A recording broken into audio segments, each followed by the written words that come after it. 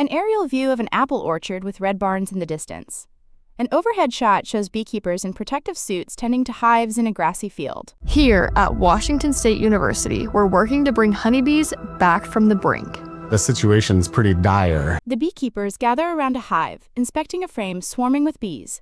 Brandon Hopkins, a WSU professor in pollinator ecology, sits in front of stacked beehive boxes. A beekeeper uses a smoker to calm bees in a hive. A gloved hand points to a queen bee on a frame. We have these unsustainable losses every year. This past winter was particularly bad with some commercial beekeepers losing 60% or more of their colonies. Beekeeping industry. Priya Chakrabarty Basu, WSU assistant professor in pollinator health and apiculture, sits in front of stacked beehive boxes. It generates billions of dollars of revenue annually for the United States, even more so when you're looking into the global economy. A montage shows the results of pollination. A bee on a flower, an apple on a tree, crates of harvested apples, workers sorting apples, a truck on a highway, a cargo ship at sea. Shoppers select fruit in a grocery store. So without honeybee colonies, it would cause massive Priya speaks. economic damage. Bees are facing numerous challenges, and poor nutrition is a big one. A beekeeper in a protective suit kneels by a hive, examining a tray of yellow pollen. Poor nutrition can be caused by a multitude of reasons. WSU researchers examine the pollen. A researcher looks into a microscope. Priya speaks. We can have habitat loss of forage. A montage shows threats to bees. Dark storm clouds gather over a landscape, followed by a field of yellow flowers.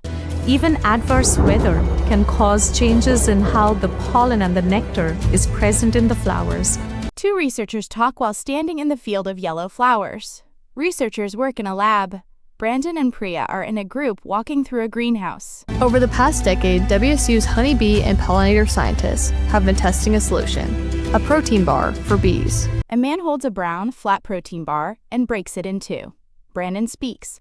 The landscape may not have the nutrition that bees require or that they had in An aerial shot shows a vast, rolling field of yellow flowers under a cloudy sky. the past. And so while it may look like a beautiful field of flowers, it's not enough nutrition for those bees to do well. A beekeeper sprays a substance into a hive.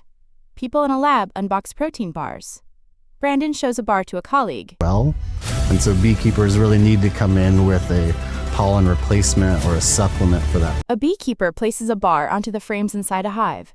Bees crawl over it. protein source to meet a lot of the micronutrients that bees need.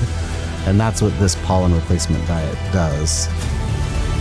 Two researchers walk along a path next to a field of yellow flowers. One woman touches the flowers.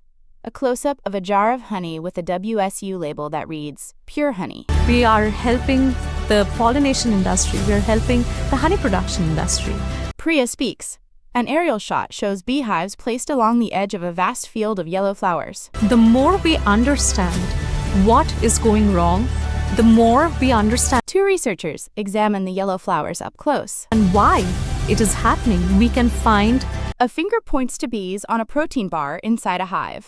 feasible, practical solutions to the problems that bees are facing. Beekeepers in protective suits work around hives in a field. Our impact goes beyond numbers. A crimson circle with white text appears. WSU Delivers. WSU Delivers. A white cougar head logo appears on a solid crimson background. Text appears. Washington State University.